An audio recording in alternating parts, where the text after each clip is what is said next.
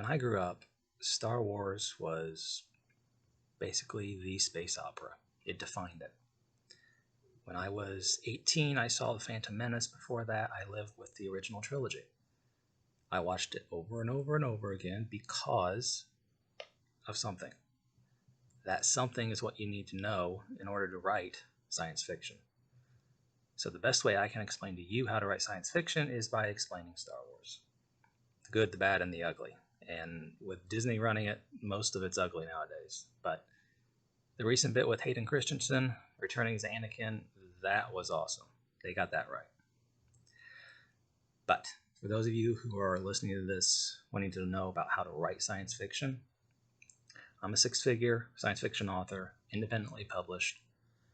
I know how to do this, and I can tell you it's not what you've been told. If you go to writing workshops and other stuff like that, which I've never visited, they will tell you methodology, story progression, beginning, middle, end. People don't want that. What they want is a cool story. And more than just a cool story, they want to learn about reality in fiction because they can't learn about it in school or from their parents or at their job or at church or anywhere else. Basically, they're tired of the bullshit of normal life and they want to try to escape it in order to learn things that are real. And therein is the trick. You have to feed them real stuff in fictitious content in order to get them to obsessively read it. Watching Star Wars, I cannot tell you how many times I watched it, the original trilogy. Even before I turned 18, I watched it over and over and over because it felt more real than daily life. Now, some of you are asking, how can you do that with fiction? It's not real. It didn't really happen a long time ago in a galaxy far, far away. But if you look at Yoda and Luke on Dagobah, people analyze that scene or those scenes over and over and over again. Why? Because the principles that Yoda is teaching Luke are real. Principles you will never be taught in school. School is basically memorize this, take a test, yay, you graduated. Doesn't matter if you can't read because someone else did your homework for you. Nah. So you can't learn the real stuff in school, but you can learn it from movies, TV, video games, and you're going to find that the popular ones have at least something in them that is real. Now, other than Star Wars, well, you look at Star Trek. Good, bad, and ugly there. They're all over the place. They've got multiple series. A lot of them don't mix well with each other, but there's kernels of good stuff in there. Captain Kirk. You can look at him. He's a real guy, and he responds to situations with real morality. That's his defining character. He does the right thing, not the fictitious right thing, the right thing. The kind of stuff you wish people at school or your job would do. It's real morality. You look at Halo, video game Halo. I know a lot of people don't pay attention to video games. You should pay attention to Halo, the original, 1, 2, 3. The others, not so much. The original Halo, it gets down to this desire to build a society better than what we've got now. You go to school, it's like, oh, we're the bestest ever. It's like, this sucks. How can this be the bestest ever? You look at Halo and you look at the Forerunners, and it's like, yes, we want to get there. We want to be like them. Not the bad parts, but the grandness of it. And Master Chief is going around experiencing that. He says, you're the legacy. You're the inheritor of this. It's like, yeah, it feels right. We're supposed to be more than just going to job, getting a paycheck, coming home, watching football, waking up in the morning, doing it all over again. So when we get back to Star Wars, George Lucas, when he created it, he hit on a lot of stuff. And I think part of the reason why he did that was because he studied mythology, and mythology hit on a lot of stuff. So he probably hit on some stuff he didn't even realize he was hitting on. Star Wars has a huge amount of real stuff mixed in with the fiction, and that is how you write science fiction. Yoda and Luke on Dagobah. What's the number one lesson you learned from there? Do or do not, there is no try. Something apparently Dave Filoni still doesn't understand. You look at Rebels. He made Rebels, and there's a scene there, Ezra and Kanan. And Kanan admits, well, I didn't really understand that either. It's like, did you not ask your master for clarification? Even if you didn't ask Yoda, did you ask your master for clarification? It's like, that's not realistic. That's not my point, though. At the end of that episode, it basically, Kanan understands, I will teach you. I'm not going to try to teach you. I will teach you. And it's like, that's close. But that is not what Yoda was teaching Luke. Do or do not, there is no try. Those few words, they can be misinterpreted. So when Obi-Wan says many of the truths we cling to depend greatly upon our own point of view, he's right. If you don't understand the context, you're going to misinterpret it and you could end up somewhere completely else. What Yoda was saying was the results. There is no try. When you're done, you either succeeded or you failed. There is no, I tried. I tried is not a result. You obviously have to try in order to succeed. If you sit on your butt and do nothing, you have to try. Some people have misinterpreted it. No, you can't try. You have to do nothing unless you're guaranteed a success. No, that's misinterpreting the quote. Yoda is referring to results. And do or do not, there is no try. That's real. It occurs in a fictitious swamp on a fictitious planet with a fictitious alien training he's more than a kid. He's a young adult. How old is Luke anyway? 20-ish? So he's an adult. Training an adult to be a Jedi in a galaxy far, far... Yeah, the setting is fiction, but the lesson is real.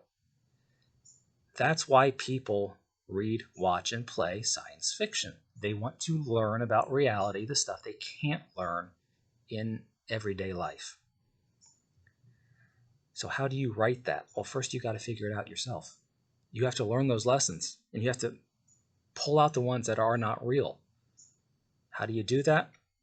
George Lucas, he studied mythology. Me, I grew up on TV, movies, video games, and I basically vetted the stuff. Yeah, that's real. No, that's not. That doesn't work. That's stupid. That's awesome. That's how I did it. And then I put that stuff back into my own stories in my own way. In today's society, it's like everyone lives and breathes some form of bullshit. And people are allergic to it. They want to get away from it. Even if it's just for an hour or two, reading a book or watching a movie, they want to get away from it. That's called escapism. It's a genre. You go to Amazon, you're not going to see an escapism genre because it crosses many other genres. Escapism is where you want to get away from modern day into something different. It could be way back in time. It could be way forward in time. It could be a different planet. It could be with magic. It can't be modern day. So, give you an example, something that's not escapism. Law and Order, TV show. That's modern day. That's not escapism. If you want to get away from modern day, you got to get away from it. Now, one problem Disney has, and others, when you take concepts of modern day and you stick them in a franchise that's supposed to be escapism, you bust the escapism. You can't do that. George Lucas actually made one little mistake on that. I remember in The Empire Strikes Back, watching it as a kid, Han Solo is told he'll freeze before you reach the first marker on Hoth. He turns back to the guys and, well, I'll see you in hell. Why is hell something in another galaxy a long, long time ago? That's an Earth term. You don't put Earth terms in escapism where there isn't an Earth. So he should have said, I'll see you in the afterlife, or made up something original to the Star Wars galaxy. He said hell. Now, emotionally, that's the correct thing to say, but lore-wise, it's not. It pulls you out of the escapism and it brings you right back to what you're trying to get away from. So that's one tiny mistake he made. I noticed it as a kid. But, I don't want to be critical of George Lucas. He gave us Star Wars, and he gave us so much. Sure, there are ways to improve. He did not do a bad job, okay? All 6 of his movies, they're solid. Yeah, you could talk about Anakin, Attack of the Clones, and the acting, but it's not bad. Could have been better? Sure. You can go back and look at anything anyone has ever done, and you can probably find ways to improve it. It's when you make unforced errors, people really get mad. It's like the so-called sequel trilogy, which in my opinion is fan fiction. It breaks the rules of George Lucas's 6 movies because it has Kylo and Rey reading each other's minds using the Force. But A New Hope, the very first Star Wars movie, made it perfectly clear Darth Vader couldn't do that with Princess Leia to figure out the location of the secret Rebel base. Why couldn't he just read her mind? Well, you infer, okay, writer here, it's not specifically said we can't read minds, but you infer from the fact that he can't do it that it can't be done in the universe. Now, if you're going to say, well, it's a power he didn't have, you're really going to say Kylo Ren and Rey are more powerful than Darth Vader? No. So you can't read minds with the Force. And George Lucas made this extra clear in the Clone Wars, where they had, I remember, 2 different scenes. They're interrogating a prisoner, and they can't read their mind. What they do is they read their emotions, and they kind of guess at what they're thinking. Same way Luke had Leia's existence betrayed. Darth Vader was reading his emotions, and he felt his connection to his sister. And Vader says, you have a sister. He didn't say, Princess Leia is your sister, because he couldn't pull a name. He could just feel your connection to your sibling. If it's a male sibling or a female sibling, it's going to feel differently. You could pull that out. So he felt his emotions to his sister. He can't pull out a name. He can't pull out a date. He can't pull out anything past. It's what he's currently feeling right now. You can sense feelings. You can't read minds. When people are going to a franchise expecting to learn things about reality, well, reality is consistent. Gravity always pulls. So far, we haven't found a way in physics to make it push. The anti-grav, yeah, maybe not. But reality is constant. Even if we don't understand it, it's constant. Therefore, if you're trying to give people reality in writing, you have to be constant in your writing. And the rules you set, you have to stay constant. You can't change it up for a dramatic effect or A New Hope, that's so old, we don't have to follow that anymore. We can just do the spirit of it, and then we don't have to follow these little details. No, if Darth Vader cannot read minds, you can't read minds. Unless you're more powerful than Darth Vader and he just didn't know the technique, but Rey didn't know any techniques, so that flies out the window. People want, when you have a good movie, whatever it's about, it doesn't have to be sci-fi, it could be adventure, it could be romance. After you go through it, you should come out of the theater or turn off the TV or the laptop, and you should have learned something that you didn't know before. You should be upgraded from learning it. I was upgraded playing video games. One of the hardest and most important video games I ever played was Tomb Raider, the original. 1, 2, and 3. The new stuff is, they changed it. They made it easy. They gave a hint button in the new Tomb Raider. If you're stuck, you don't know what to do, you press the button and this little glowy thing gives you a hint. Oh, do this. In the original, you would just run around a level for hours not knowing what to do until you accidentally bumped into something. I actually coined the term, when in doubt, shoot about. Because if I didn't know what to do, I knew from the past sometimes you shoot something and it moves something else. I just randomly shoot around in the game hoping to hit something and figure it out. Those games were a rite of passage. You had to figure stuff out in order to get through it. It was problem solving. It was exploration. It's not a shooter game. Tomb Raider is not a shooter game. She has double pistols with infinite ammo, but it's not a shooter game. It's problem solving. So those people who don't have the necessary problem solving skills, they can't finish the game. When I finished it, I was upgraded. I had learned. I had practiced. That's the way science fiction is supposed to be. If there's no lesson, if there's nothing to learn, then it's just trash, and people are not going to want to read it multiple times. They're not going to want to watch it multiple times. They're not going to want to play it multiple times. So you got to make it real, and you got to put real stuff into it. Now in Star Wars, what else do we do? Do or do not, there is no try. That's a Dagobah. What else do we learn at Dagobah? Hard work. This is the anti-Rey lesson. You can't just show up and say, I'm gifted, I can do everything at once. No, you have to train. and you have to earn it. Granted, Luke didn't. We don't know how much time he spent at Dagobah. Was it weeks? Was it months? Probably wasn't years. So it was kind of advanced, but Luke comes out of Dagobah thinking he's strong. He goes up against Vader, and Vader has no trouble.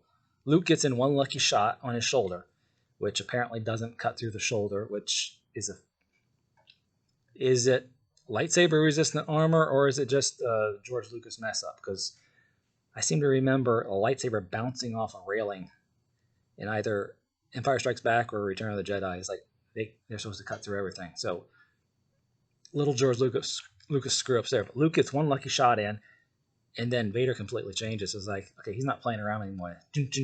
Boom, Luke's hand's gone. So there's a progression. You have to earn the skills.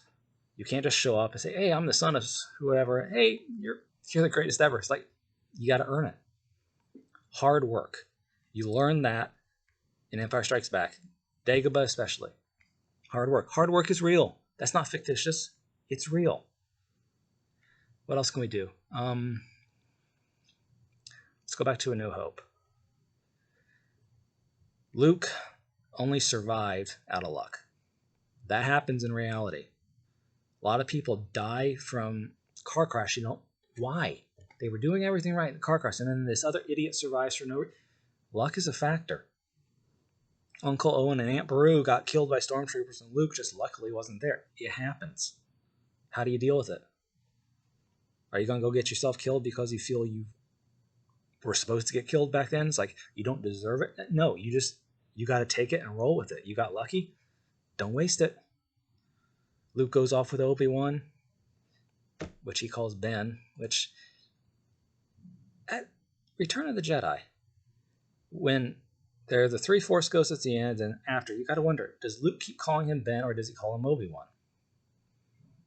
It's like, does he switch back and forth? It's like, to Luke, that's a writer thing. So if I was going to write something after Return of the Jedi, I think, okay, what's he going to call him? Is Ben like a nickname he's going to use every now and then? Does he switch to Obi-Wan? Does he use Obi? It's like, details matter.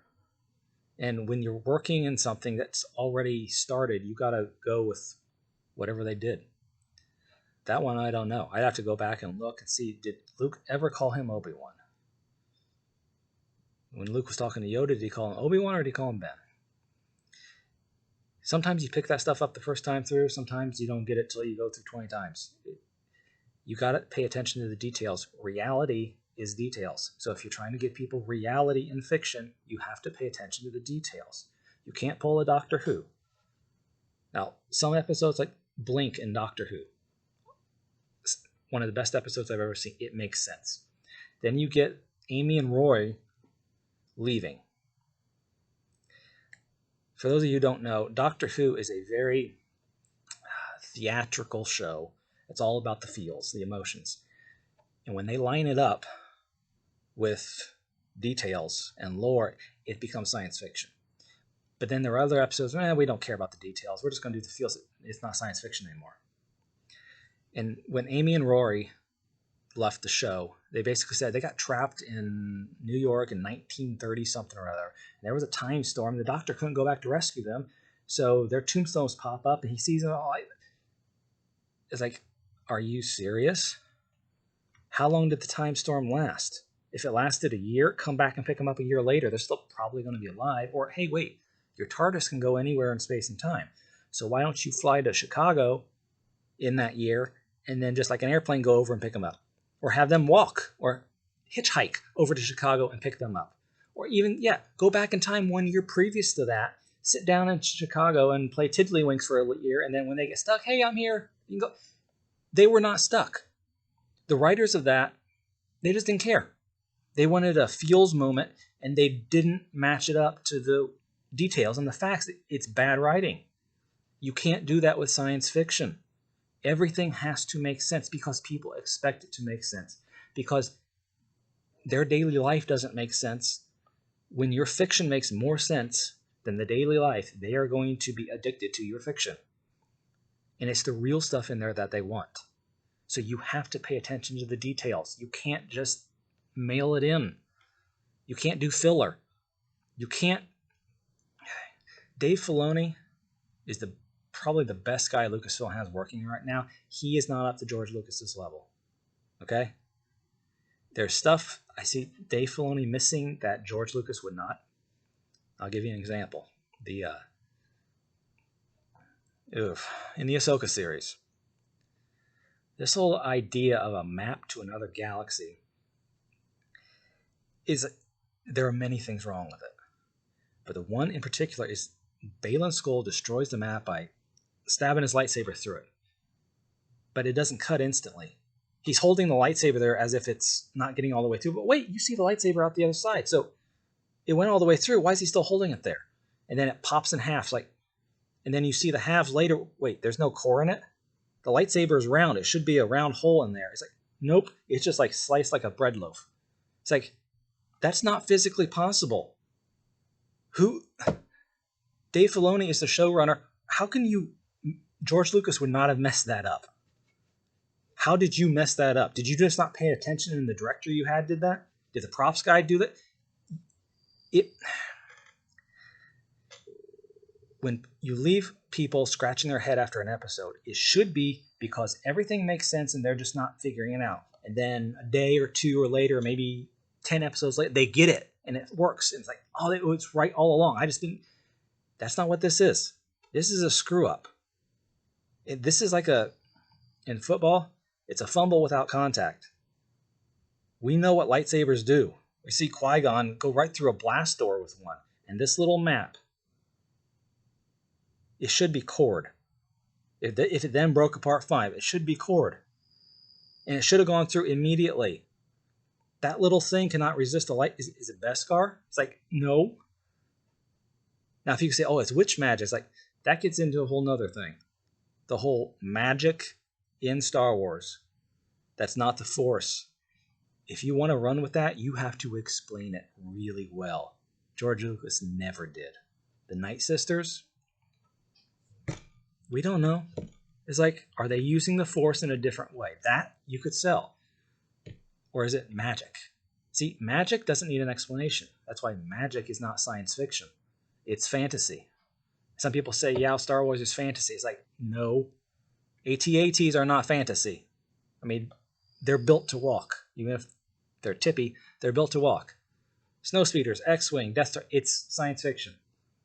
It may have fantasy elements, but everything is explained. Even the Force is explained. Maybe not as deep as you want. It's an energy field generated by all living beings. They say that right up front. It's an explanation. It's an energy field. No one ever says magic is an energy field. They just say it's magic. So the Night Sister magic, you can't just let it hang there. You have to explain it. If not the first episode, then later. There's nothing there.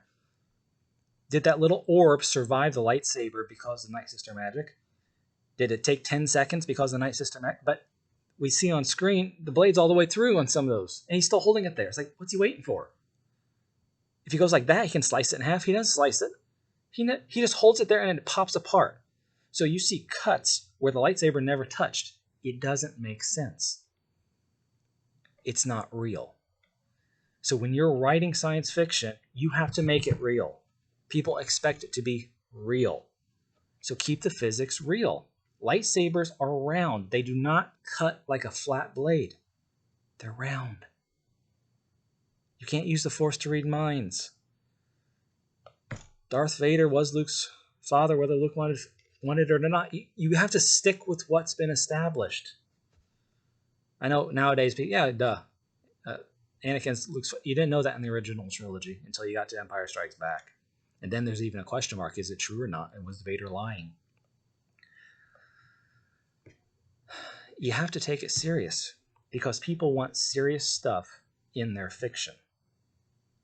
One of the worst movies I ever saw was a Disney movie called Fantasia. I saw it as a kid. I had no idea what was going on. It was just a bunch of dancing cartoons on screen. It's like, what is this stuff? People don't want that. Especially in science fiction, they want realness. Now, what else do we have real? In the original trilogy, we have Ewoks. Yeah, they're a little cutesy, but okay, that's passable. We have AT-ATs being taken down by the Ewoks. Log roll, that's right out of Swiss Family Robinson's. It's legit. It can happen.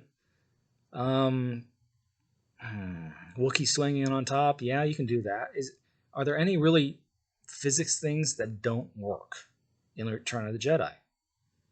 You're thinking, well, the whole Sarlacc thing. Well, did Boba Fett go down? Did he come out? Is like the armor Boba Fett is wearing. This is not actually a Return of the Jedi problem. It's a continuation after. So if you say Boba Fett lived, you have to explain how. His armor is not airtight. There's something. Clone Wars. The clone troopers, apparently their armor is supposed to be a spacesuit and airtight. But we see it's not. Rex takes his helmet off all the time. It's not connected. Now, this is something apparently George Lucas just allowed without thinking it through, but that's a cheat. You really need to go back in. If you were going to fix those episodes, you need to redesign the collar. And when they put their helmet on, you hear a click. That would be enough. Then you could say, yeah, it's airtight. In Rebels, Ezra has just a helmet. He has nothing else on, just a helmet. It's on the one with the space whales, and he's down in the gas, and he can't breathe. Where's the air supply in that helmet? It's not there. Oh, it has a filter. It's like, okay, maybe it's a filter. If he's choking because of the gas rather than lack of air, yeah, a filter would do. Kanan, Darth Maul chucks him out an airlock, and he's out there for 10, 15 seconds, and he gets himself back in through a force field. Ever heard of explosive decompression? You can't survive in a vacuum. Now, that's a Dave Filoni cheat right there. Yeah, he survived in a... It doesn't work. It doesn't work. Anytime... you can experiment on your own arm. You just put your mouth on your arm, airtight seal, and suck, and you get a hickey. Why? You didn't take the pressure away completely. You lowered the pressure above your skin, and the blood pushes out through it. So imagine that happening with zero pressure over your entire body when you're outside. You just go pop. It's explosive decompression. That's about as bad as... it's worse than reading minds with the Force. It doesn't work. The more mistakes and cheats you have, the less people are going to be interested in it. Because they're coming here, whether they realize it or not, they're coming here to learn. And you have to teach them true things. You cannot hop out an airlock in your Jedi robes and survive. You can't. First time I saw that was on an episode of Farscape. John Crichton goes from one airlock to the other. It's like, that's not possible. What is going on here? You can't do that. If you're going to try and rewrite physics for your fiction story, good luck. It's not going to fly. People are just going to roll their eyes, and they may forgive you. I mean, Star Wars fans will forgive a lot because they want more Star Wars. And if they have to put up with some of this crap, they will stay there as long as they're getting some good stuff. If you stop giving them good stuff, they will eventually go away. Now, Disney didn't get this right off its bat because people are loyal. They are loyal to Star Wars, and they kept hoping it would get better. And after The Force Awakens, we got Rogue One. Rogue One was pretty good. So, okay, maybe Force Awakens was just an anomaly. And then The Last Jedi is like, this is beyond horrible. They deliberately destroyed Luke Skywalker's character. They deliberately violated at least half a dozen things from the original trilogy. And then after that, you saw the numbers start to go down because people had enough of that. Some people stay hoping it will get better. And the Ahsoka series, a lot of stuff in there, it's getting better. But then there are these unforced fumbles Filoni is making. It's like you're trying to win back the fans. Why aren't you paying more attention to detail? When you write science fiction, detail is everything. Forget about the emotional moments. Those are extra.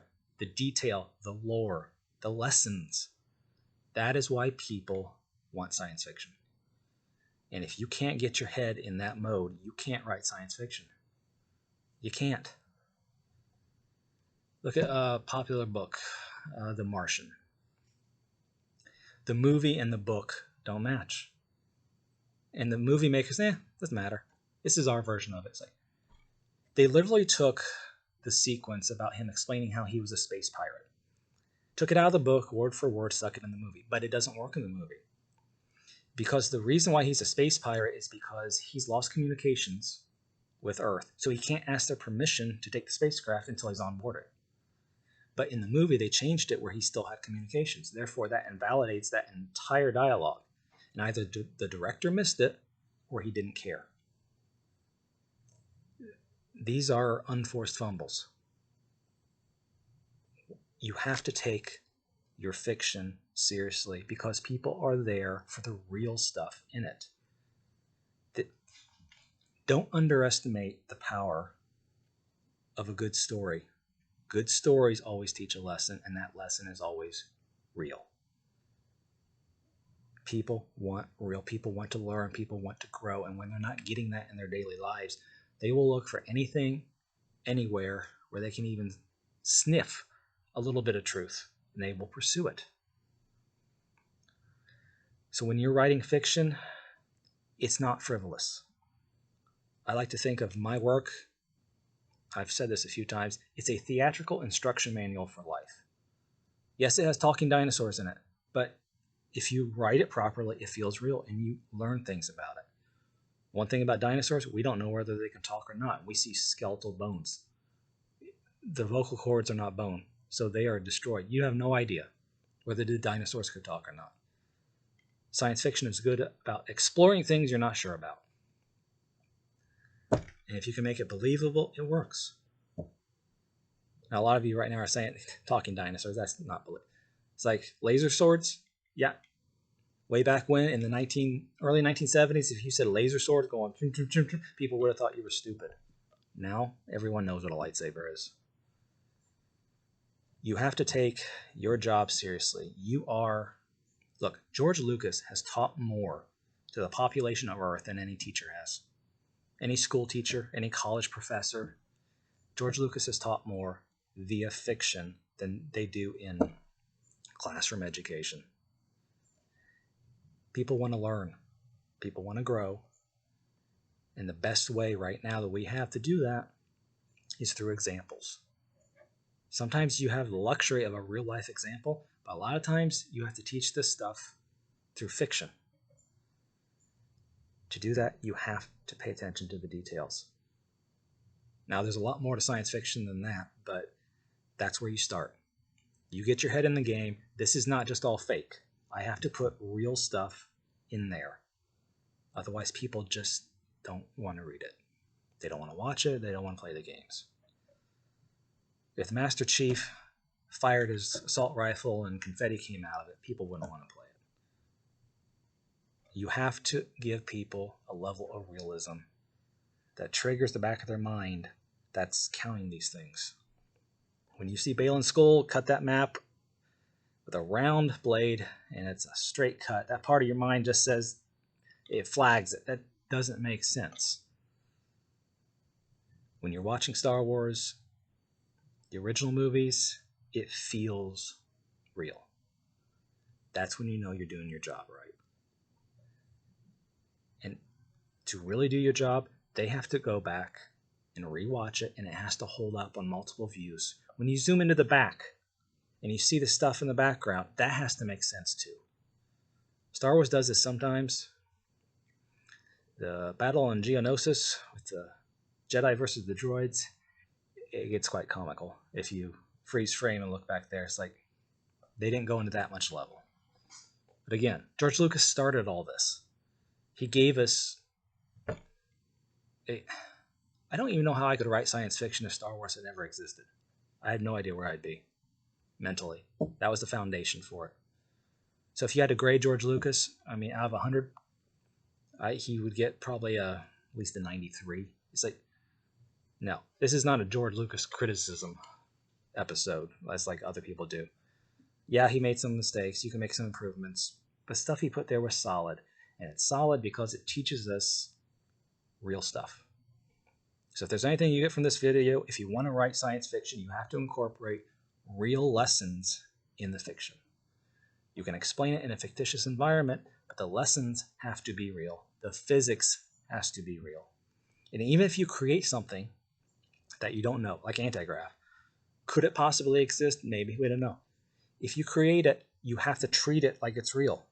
You have to be consistent, you have to establish what it can and can't do, and you can't break those rules. Because in reality, you can't break physics. No matter how much you want to, you can't break physics. Now, I'm not talking about the academic stuff, the so-called rules. That's a bunch of gobbledygook. I'm talking about reality, the universe itself. You can't cheat it. There's no cheat code for the universe. So in your fiction, there can't be a cheat code for there. You can't, well, I really need this character to do this because I expect it. No. If it breaks the rules, you can't do it. That's why you got to be careful when you set the rules. You don't end up pinning yourself in where you didn't want to be. So make it real. Follow your own rules. Detail matters, and take it seriously. You are teaching. You are teaching more than any schoolroom teacher has ever done. And I've actually been a schoolroom teacher. It's not what they say it is. It's basically babysitting. And read this book, do this, blah, blah, blah. There's not much there. I hated it going through school, and afterwards, well, it was like, pick your poison. Well, might as well do a familiar poison. This is before I was writing. And then when I was writing, I didn't have to do it anymore. It's like, teaching is not school. If it was, people wouldn't come out of it so dumb. I mean, you got people graduating who can't even read. People who want to learn, they go where they want to learn. And that's fiction. That's Star Wars. It's science fiction that has a lesson in it. And honestly, I can't even tell you what science fiction is without a lesson. Other than say it's trash. Sequel trilogy. There's science fiction without a lesson. Okay, that's it for today. I'll probably get back and do some more of these later. But you got to make it real. That's the one thing you got to get out of this. It has to have realism in it. And if you're not taking it seriously, don't expect your readers, your watchers, your players to. There's no shortcuts. Do or do not. There's no, oh, I tried enough. Give me credit for it. No. Do or do not. There is no try. Make it real.